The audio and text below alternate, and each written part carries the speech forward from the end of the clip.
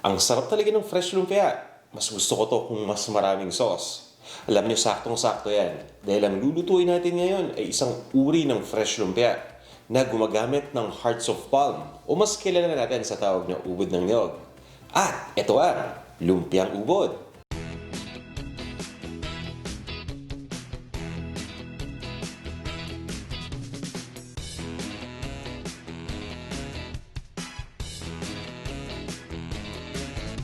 Ito ang mga sangkap na kakailanganin natin para sa paggawa ng lumpiang ubod. Para sa lumpia filling, ito yung ubod ng niyog o hearts of palm. Kailangan din natin ng pork, hiniwa ko lang na manipis. Hipon, nalinisan na yan. Parsley, pati na rin ng sibuyas, ng bawang, at ng Knorr shrimp cube. Bukod dito, kailangan natin ng mantika, ng patis, pati na rin ng ground black pepper. Ito naman yung mga sangkap para sa lumpia wrapper. Gagamit tayo ng all-purpose flour, ng itlog, mantika, at kailangan din natin ng tubig. Ito naman yung sa sauce, brown sugar, toyo, cornstarch pampalapot, gagamit din tayo ng bawang. Bukod sa mga sangkap na to, kailangan natin ng lettuce, pati na rin ng crushed na peanuts. At ito naman yung kumpletong listahan ng mga sangkap na yan.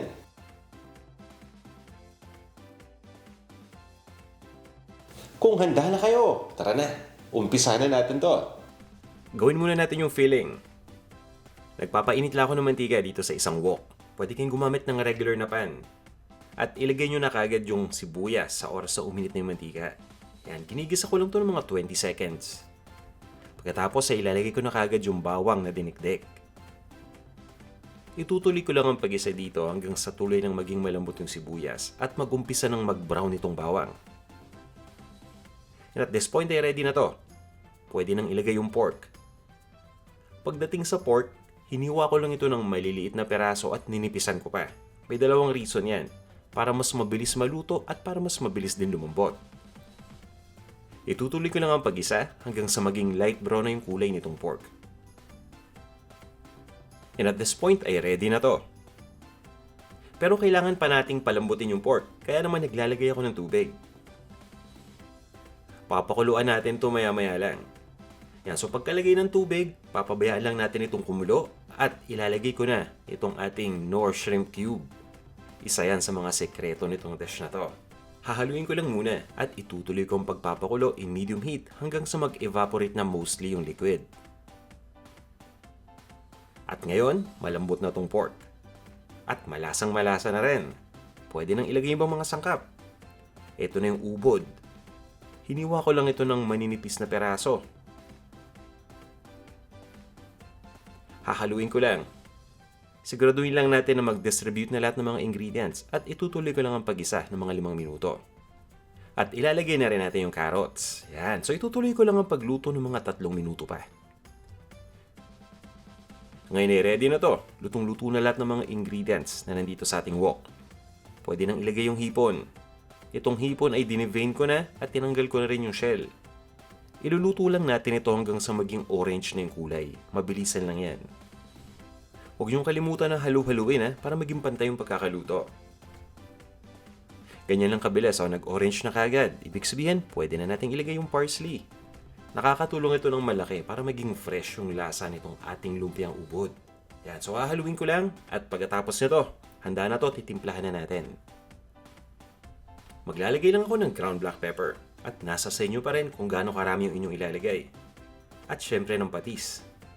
Ganon din sa patis, tikman muna natin para alam natin kung gaano rin karami yung ilalagay. At hahaluin ko lang ito. Siguraduhin lang natin na na-distribute na natin yung mga seasoning. To-turn off ko na yung heat at ililipat ko lang ito sa isang malaking bowl. Yan. I-set aside lang muna natin ito. Pabayaan lang natin mag-cool down. At ituloy na natin sa pamamagitan ng pagluto ng sauce.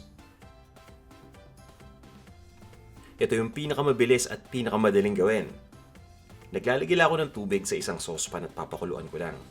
Once na mag-umpisa ng kumulo yung tubig, ilagay na natin kagad yung brown sugar. Hanggang ngayon hindi ko pa rin alam kung bakit asukal na pula ang tawag dito, no? Dapat asukal na brown, di ba? Pero anyway, hahaluin ko lang ito hanggang matunaw at ilalagay ko na yung toyo. Pagkalagay ng toyo, pabayaan lang natin kumulo uli yung liquid. Pagkatapos ay ilagay na natin yung bawang. Yan, niluluto ko yung bawang kapag gumagawa ako nitong lumpiang ubod para naman talagang kumapit yung lasa ng bawang dun sa sauce. Mabilisan lang yan, 20 seconds lang, okay na. Palaputin na natin. Ito na yung cornstarch. Nilagyan ko lang ng mga 3 tablespoons ng tubig at hinalo ko. Ang tawag dyan ay slurry. Yan, so pagkalagay ng slurry, haluin natin mabuti. At pabayaan lang natin na uminit pa yung mixture, mapapansin niyo. Lalapot na yan unti-unti. And at this point, ito na yung consistency na gusto ko. Okay na yung lapot niyan. So, to-turn off ko na yung heat at itatabi ko muna itong sauce. Gawin na natin yung lumpia wrapper. Ilalagay ko lang yung 2 pirasong itlog dito sa isang bowl. At ibibit lang natin ito. Pwede kayong gumamit ng wire whisk na katulad ng gamit ko. Pwede ring tinidor. Siguraduhin lang natin na nabit na natin itong mabuti at ilalagay na natin yung mantika. Yan, so ituloy na natin ang pag-beat habang nilalagay yung mantika. Pagkatapos ay ilagay na natin yung tubig. O diba, napakadali lang din gumawa nitong lumpia wrapper. Pag nasanay kayo, talagang mabilisan na din to. Hahaluin lang natin at unti-unti naman natin ilalagay yung harina o yung all-purpose flour. Itutuloy lang natin ang pag-mix ha. At kapag naglagay tayo ng harina, hindi natin masisigurado na wala itong lumps ano. Pero syempre pinaka-ideal pa rin yung smooth yung texture. Pero para maiwasan talaga yung mga pagkabuo-buo ng harina, ang ginagawa ko yung finifilter ko ito. Gumagamit ako ng kitchen sieve. Ibubuhos lang natin yung mixture dito sa sieve para ma-filter yung mga buo-buo na harina. Para naman maganda talaga yung ating lumpia wrapper. Yan, yung mga nabuong harina, okay na yan. Pwede na nating itapon. At yung na-filter na natin ang mixture, yan yung gagawin nating lumpia wrapper. Ready na tayo, iluto na natin ito. Magpapaintla ko ng konting mantika dito sa isang non-stick na pan. Cooking oil spray ang gamit ko, pwede kayong maglagay ng mantika, i-distribute nyo lang. At once na umiinit na itong mantika, pwede na tayong maglagay ng mixture. Pagdating naman sa dami ng mixture, depende yan sa laki ng inyong pan. Basta ang importante ay mag-spread ito mabuti. Yung tamang-tamang dami lang ha. Huwag niyong dadamihan masyado dahil kakapalit ng wrapper. Para sa akin, sakto lang yung dami na yan. I-adjust ko lang muna yung heat. Ilalagay ko lang sa medium. Kanina kasi naka-high ako dahil pinapainit ko itong pan. At itutuloy ko lang ang pagluto hanggang sa mapansin ninyo na umaangat na yung wrapper. At yan yung sinasabi ko. So ngayon, kailangan lang nating siguraduhin na naluto na itong mabuti. At isa sa magandang paraan ay ang pag-shake ng pan. Kaya Teflon pan ang pinakamagandang gamitin o non-stick pan. Dahil kapag shinake natin, dumudulas lang yung wrapper. Ibig sabihin, ready na yan.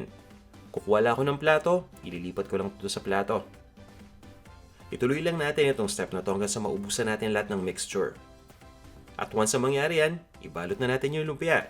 Naglagay lang ako ng isang perasong lettuce sa ibabaw ng wrapper. Kukuha na rin ako ng filling. Ito yung ubod. Yan, nilalagay ko doon sa ibabaw nitong lettuce. Itong lettuce ay nagsisilbing protection din. Para nang sa ganun, kung medyo wet man yung ating ubod, ay hindi kagad mabutas yung wrapper. Ayan, ibalot na natin to. Pero dahan-dahan lang iba yung pag-iingat dahil nga napakalambot nitong wrapper. Minsan mabubutas yan, normal lang yon, basta hindi kalakihan yung butas, ituloy nyo lang yung pagbalot. At itutuloy natin itong same step na to hanggang sa nabalot na natin lahat ng filling. O yan, ready na to. Ganyan lang kasimple yan. Yan, ito na yung nabalot ko. Para sa akin lang yan. Takaw, no? 3 kagad. Yan, laligyan ko na kagad ito ng sauce sa ibabaw para naman makumpleto. Para sa akin kasi, basta fresh lumpia, dapat maraming sauce. Para sa akin yan na nagpapanalo. At syempre pa, huwag natin kakalimutan yung crushed na peanuts sa ibabaw. O diba? Solved na. Pagkatapos, ready na to, iserve na natin.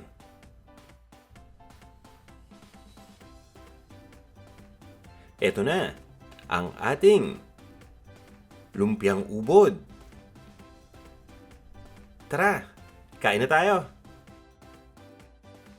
Maraming salamat sa pagnood ng video na to. Para dun sa mga hindi pa nagsasubscribe sa YouTube, mag-subscribe na kayo. Pakiclick lang yung subscribe button na nasa ilalim ng video. At doon naman, sa mga hindi pa nagpa-follow sa atin sa Instagram, follow nyo naman ako. Search nyo lang, Panlasang Pinoy.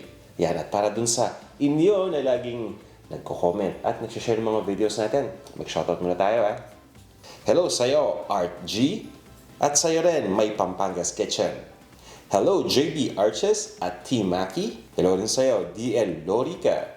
Lynn Vlogs at kay Cooking Channel Jonathan. Hello sa inyo. Pati na rin kay Ryan Vergado at kay Ann Vlog. Hello sa'yo, Joshua Escoto. Pati na rin kay Jim Belardo at kay Ren Murphy. Maria Rebecca Alano, hello. Hi rin, Wilma Pascual. Kaina 22 Vlogs. Virginia Monte at Maria Nakajima. Hello sa iyo, Hikari Winchester. Foreigner Cooks Filipino Food. Hi rin, April Lawats TV at kay Josh Victoria. Hello, Christy Lariosa, Len Unlimited at kay Castaneda Floresma, pati na rin kay Wilfredo Castro at kay Bernadette Magro. Maraming salamat sa inyong lahat sa walang sawa ninyong pag-comment at sa pag-share na rin ng videos natin. Iniimbitahan ko rin nga pala kayo na bisitahin ang ating food blog, panlasangpinoy.com. Makikita ninyo lahat ng recipes na fini-feature natin. Siyempre pati yung videos nandiyan na rin. Kaya sana bisitahin ninyo kung may time kayo. Punta lang kayo sa panlasangpinoy.com. Okay, maraming salamat ulit sa pagnood ng video na to at magkita-kita tayo sa ating susunod na video. Hanggang sa muli.